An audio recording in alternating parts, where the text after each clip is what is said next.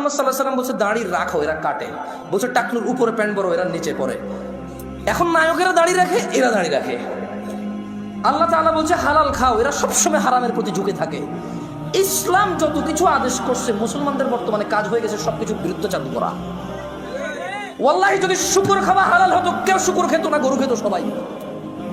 যদি মদ খাওয়া হালাল হতো, এই মুসলমানরা মদের প্রতি এত আকৃষ্ট থাকতো না, সবাই পানের প্রতি থাকতো আকৃষ্ট। যদি সুদ আর ঘুষ খাওয়া হালাল হতো, তাহলে আজকের যে মুসলমান আমার চোখের সামনে আসি, আমার মনে হয় এরা কেউ সুদ আর ঘুষ খেত না। ওয়াল্লাহি যদি নামাজ পড়লে পাপ হতো, তো ফজরে তুমি মসজিদে জায়গা দিতে পারতা না। গান শুনলে পাপ হয়, কনসার্টে জায়গা হয় না। গান শুনলে পাপ হয়, কনসার্টে জায়গা হয় না। সিনেমা দেখলে পাপ হয়, ইন্টারনেটে মিলিয়ন বিলিয়ন্স ভিউ হয় ওইটার।